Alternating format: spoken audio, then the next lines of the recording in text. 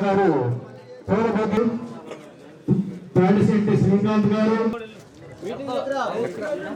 దేవరకొండ రాజేష్ గారు, నాదాల వెంకటేష్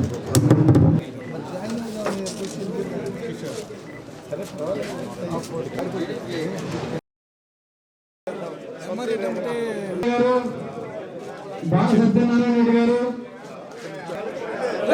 దుర్గారెడ్డి గారు, సాంబరెడ్డి గారు, తాళపర్తి యేసుబాబు గారు, బాల వెంకటేశ్వర రెడ్డి గారు, కురుడు ప్రసాద్ రెడ్డి గారు, తాళపర్తి సుబ్బారావు గారు, తుమ్మా గోపిరెడ్డి గారు, ఆట్ల శ్రీనివాసరెడ్డి గారు, కచ్చల సురేంద్రరావు గారు, మహా గోపిరెడ్డి గారు, బాల శ్రీనివాసరెడ్డి గారు, ఏముల జోషి గారు, కటికల శ్రీని గారు, దేవరపల్లి విశాఖ గారు, పూసిపూడి రత్తయ్య గారు, దొడ్డు బ్రహ్మానందరెడ్డి గారు, ఆత్మ ఫణేందర్ రెడ్డి గారు, మాతంగి జయంత్ కుమార్ గారు, కచ్చల సుందరబాబు గారు, దేవరకొండ రామయ్య గారు, తాళపర్తి సాంబయ్య గారు, దేవరకొండ సాయిబాబు గారు, కచ్చల శ్రీమానరాజు గారు,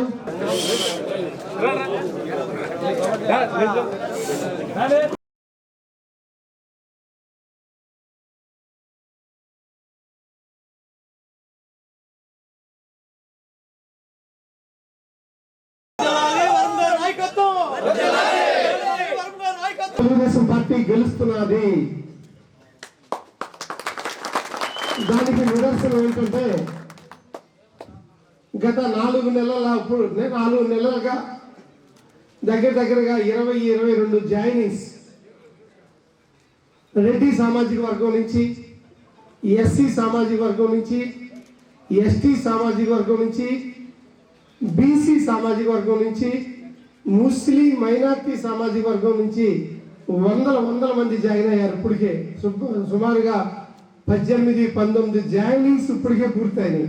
ఇంకా రోజుకి జాయిన్ అవుతాం, మేము కూడా మీ పార్టీలో కలుస్తామని పెద్ద ఎత్తున తరలిస్తున్నారు. తెలుగుదేశం ప్రభుత్వం అధికారంలో లేదు. ఇప్పుడు అధికారంలో ఉన్న పార్టీ వైసీపీ పార్టీ ఉంది. వైసీపీ పార్టీలో అధికారంలో ఉండి ప్రభుత్వం ఏర్పాటు చేసి సుమారు 56-57 నెలలు అయింది. ఇప్పటికి ఇంకా 3 నెలలు 60 నెలలు పూర్తవుతుంది, ఎన్నికలు పూర్తవుతాయి, ప్రభుత్వం మారబోతున్నది. అది మనకు ఇంటర్నల్ విషయం. కానీ సమాజంలో ఎవరు కూడా వైసీపీ పార్టీలోకి ఒక్క జాయిన్ కూడా ఇంతవరకు జరగల. మన పార్టీ నుంచి కానీ, జనసేన నుంచి కానీ, సిపిఐ సిపిఎం నుంచి కానీ ఎవరు కూడా వైసీపీ పార్టీలో జాయిన్ అయిన వాళ్ళే లేరు. ఇదొక్కటి చాలు మనం తెలుగుదేశం పార్టీ బాపట్ల నియోజకవర్గంలో గెలుస్తుంది అంటానికి. చిత్తశుద్ధితో నిజాయితీగా రాబోయే 70-80 రోజులు కష్టపడండి. అవినీతికి తావు లేకుండా మీకోసం, పేదల కోసం మరీ ముఖ్యంగా పనిచేయడానికి నేను సిద్ధంగా ఉన్నా.